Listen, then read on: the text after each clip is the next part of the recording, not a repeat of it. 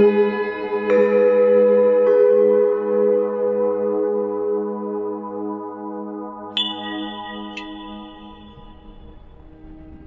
के सवाल में आज का प्रश्न जापान से आया है और उसे पूछा है पूजा ने। प्रश्न ऐसा है कि जो थोड़ा रहस्य जगत का है। बात समझ में आती भी है, नहीं भी आती। प्राचीन काल की बातें सुनते हैं तो बात समझ आती है, और आधुनिक युग में आते हैं तो बात नहीं भी समझ में आती। तो ऊहा-पोह का, उलझन का प्रश्न है। पहले हम पूजा के प्रश्न पर दृष्टि डालते हैं, फिर आगे उत्तर की यात्रा पर निकलेंगे।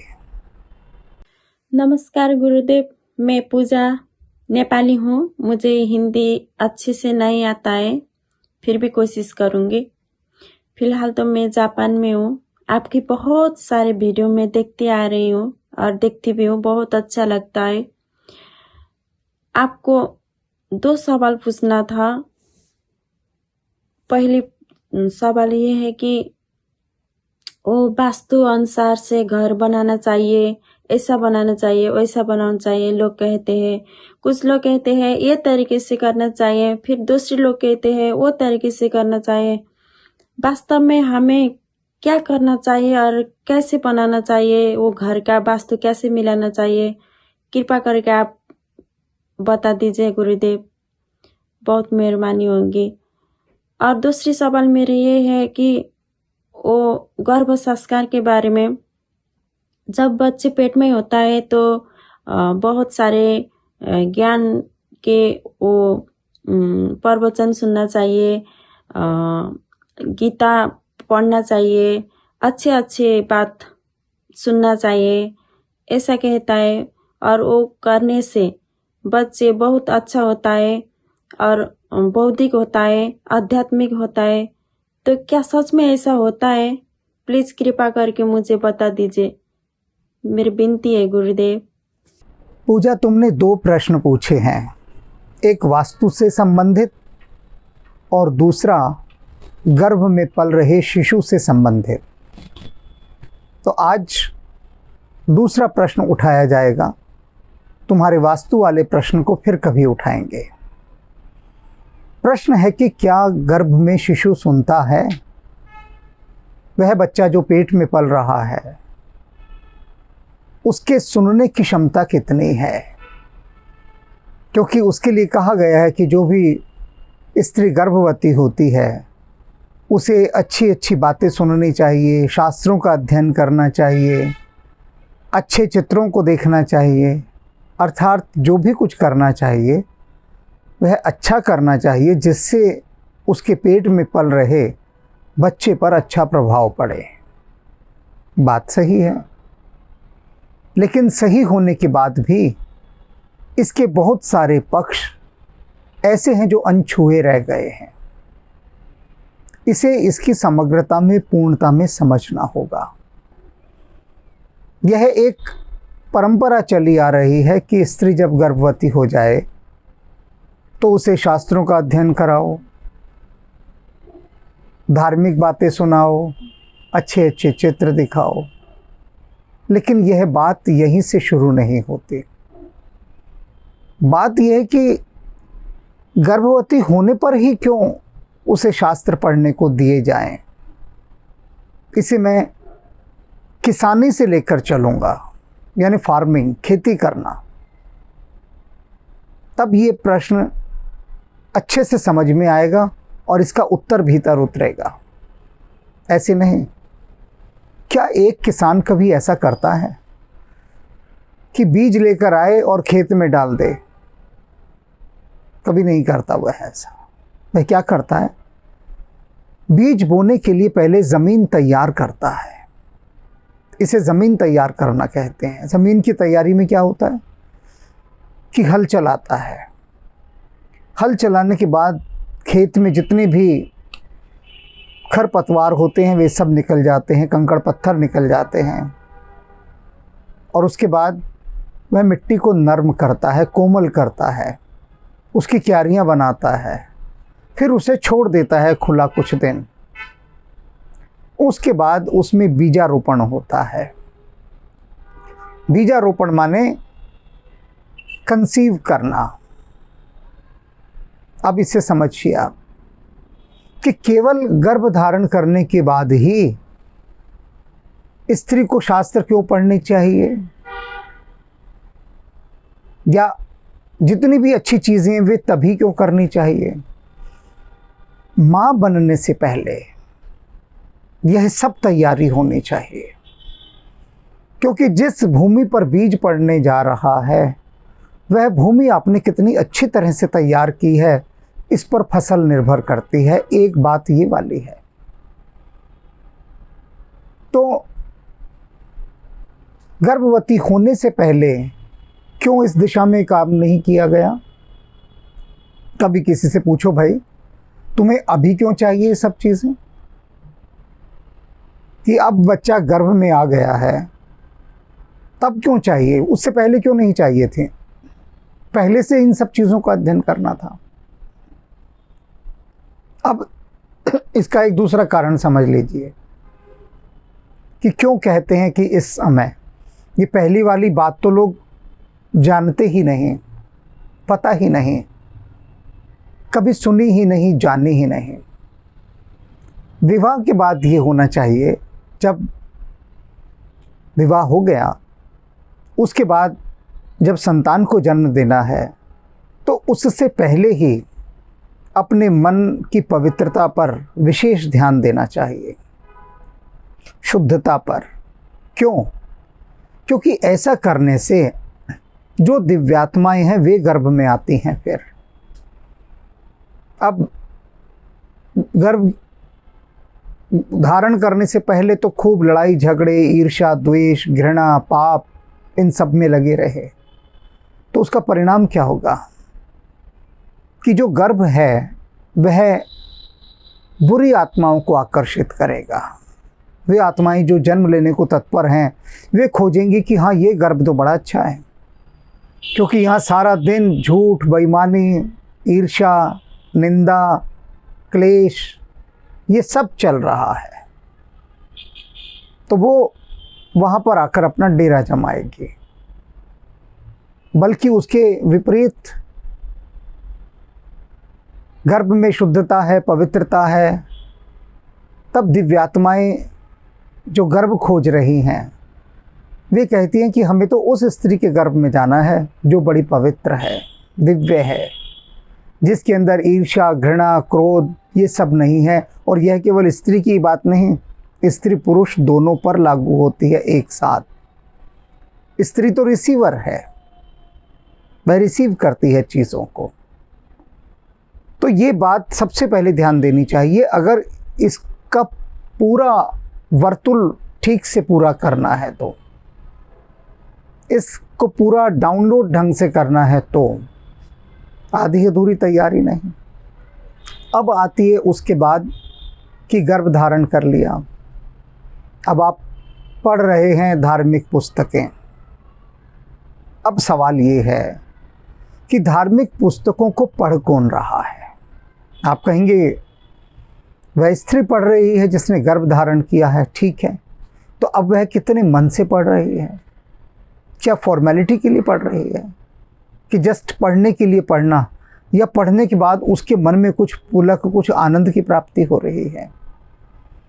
आप एक प्रसंग पढ़ रहे हैं देवी देवताओं का, महापुरुषों का, क्योंकि अच्छी किताबें तो यही होती हैं। अब प्रसंग आपने जस्ट पढ़ने के लिए पढ़ लिया, केवल उसके अतिरिक्त कुछ नहीं। उस प्रसंग ने आपके भीतर कुछ कंपन पैदा नहीं किया, कोई स्पंदन नहीं किया। उस प्रसंग को पढ़कर आप उत्साहित नहीं हुए, ना आपकी आंखों से अश्रु की धाराएं बही, ना हृदय के अंदर कुछ हुआ। तो जो सेंसेशन है, कंपन है, अगर धार्मिक पुस्तकों को पढ़ने के बाद भी हृदय में कंपन नहीं होता तो वह कंपन गर्भ में पल रहे शिशु तक भी नहीं पहुंचेगा। उदाहरण के लिए समझ लीजिए कि आप एक प्रसंग पढ़ रहे हैं भगवान राम का, कृष्ण का, या किसी भी देवी देवता का, भगवान का, महापुरुष का। अब इन सभी महान पुरुषों की कथाओं में एक बड़ी विशेषता है कि पढ़ते पढ़ते अश्रु की धाराएं स्वतः बह उठती हैं। तो सवाल है कि उन प्रसंगों को पढ़ते पढ़ते क्या हृदय पिघल पिघल कर बह गया? और अगर ऐसा हुआ तो उसके बहने से जो ऊष्मा उत्पन्न होगी, जो गर्मी उत्पन्न होगी, वह शिशु तक पहुँचेगी। तब अब एक बात और कि जो आत्मा गर्भ में आई है, क्या वह धार्मिक बातों को सुनने में उत्सुक है? आप अनेक लोग ऐसे देखेंगे जिनके सामने यदि धर्म की बात करो तो वे क्या कहेंगे बात करने वाले को कि ये तो पागल आदमी है। जब देखो धार्मिक बातें करता रहता है, उनकी कोई रुचि नहीं होती धार्मिक बातों में, वे सुनते भी नहीं। अब एक व्यक्ति भ्रष्ट है, बेईमान है, चोर है, उसे आप कितने सत्य की, धर्म की, प्रेम की, करुणा की कितनी बातें बताएं, वह आपको बावला समझेगा। वह क्या कहेगा कि जो भी कुछ है सब पैसा है। चोरी से, बेईमानी से, झूठ से, धोखे से, जैसे भी हो पैसा कमाओ। आप उसे कितना सुनाते रहें बातें, कितनी सुनाते रहें सत्य की, न्याय की, उसके कानों में पड़ेंगी ही नहीं। सुन लेगा लेकिन भीतर नहीं जाएगी। तो वही बात है गर्भ में पल रहे शिशु के संबंध में भी कि वह जो आत्मा आई है गर्भ में, वह कैसी है? क्या वह सत्य को सुनने में उत्सुक है? क्या उसके पूर्व जन्म के संस्कार ऐसे हैं कि वह धार्मिक आत्मा है, दिव्यात्मा है, या फिर कोई दुरात्मा गर्भ में आ गई है? तो दुरात्मा तो कभी सुनेगी नहीं इन बातों को। वह दुरात्मा भी सुने अगर कोई दुरात्मा आ गई है तो। इसलिए यह प्रावधान रखा गया कि उस काल में उसे सुनाओ, वही चीज़ें सुनाओ, क्योंकि उस समय उस गर्भ में पल रहे शिशु के लिए कोई विकल्प नहीं है, कोई ऑप्शन नहीं है कि वो अपनी मर्जी से कुछ सुन सके।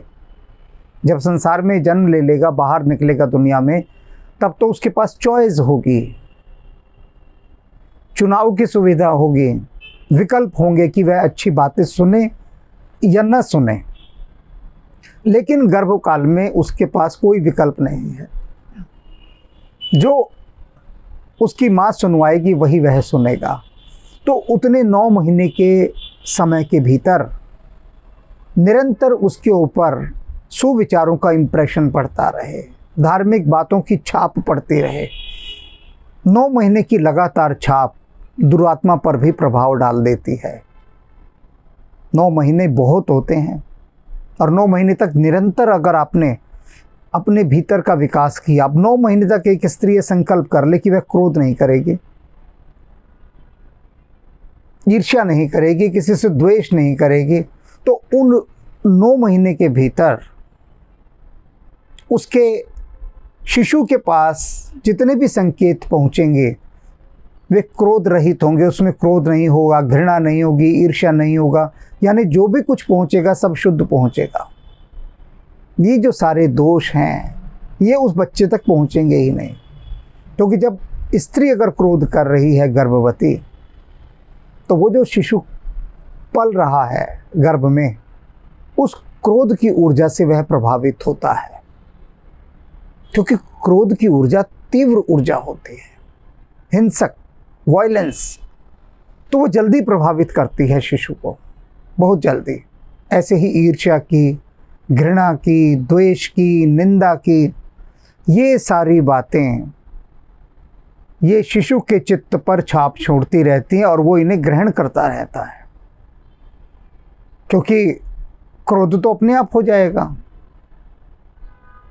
अपने आप हृदय पिघल पिघल कर रोएगा तो नहीं प्रभु को याद करके। ऐसा तो कभी होता है नहीं, रेयर होता है। उसकी बात अलग है कि एक गर्भवती स्त्री बैठी और प्रभु को याद कर करके अश्रु बहा रही है, ऐसा तो नहीं होता सामान्यतः।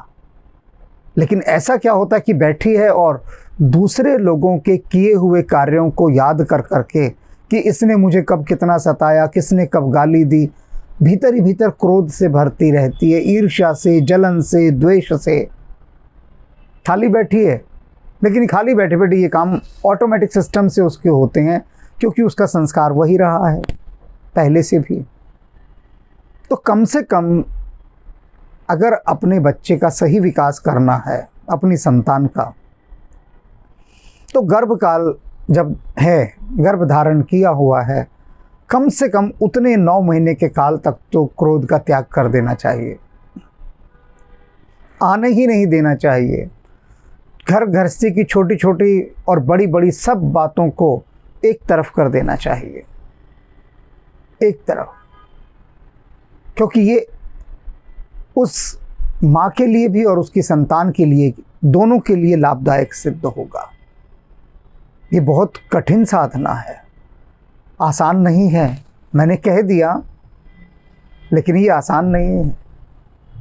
कैसे कोई स्त्री अपने आप को क्रोध, ईर्ष्या, घृणा, द्वेष इन सब से मुक्त रखे? क्योंकि घर गृहस्थी में तो ये रोज का काम है, इसको क्रिटिसाइज करना, उसकी निंदा करना, उसकी टांग खींचना, ये चुगलियाँ, ये सब चीज़ें, ये तो हिस्सा है घर गृहस्थी की ज़िंदगी का। क्यों? क्योंकि परिवार के अंदर एक संस्कारों का जो है समूहगत कार्य नहीं हुआ। प्राचीन काल में होता था, घर थे, घर के अंदर कोई गुरुजी आते थे, बैठ के कुछ उपदेश करते थे, हवन करते थे, पूरा परिवार बैठता था। अब वो चीज़ें तो सब समाप्त हो गई। तो वो एक सामूहिक संस्कार जो घर के अंदर जन्मते थे, वे सब छूट गए, वे सब छूट गए। तो गर्भकाल में शिशु सुनता है, क्योंकि उसे सुनना पड़ता है, उसकी मजबूरी है सुनना, विवशता। लेकिन सुनना ही काफ़ी नहीं है। सुनने से ज़्यादा स्त्री का अपना होना बहुत ज़रूरी है कि वह क्या है। इसलिए उसे हर चीज़ के लिए सजग रहना है, हर चीज़ के लिए। ऐसी कोई चीज़ नहीं देखनी। कुछ लोग बड़े हिंसक फिल्में देखते हैं तो वे छाप छोड़ती हैं भीतर, और कुछ व्यर्थ के धारावाहिक देखते हैं जिनका कोई अर्थ नहीं होता, जिनमें सिर्फ चुगली, निंदा, एक दूसरे की टांग खींचना, यही सब दिखाया गया होता है।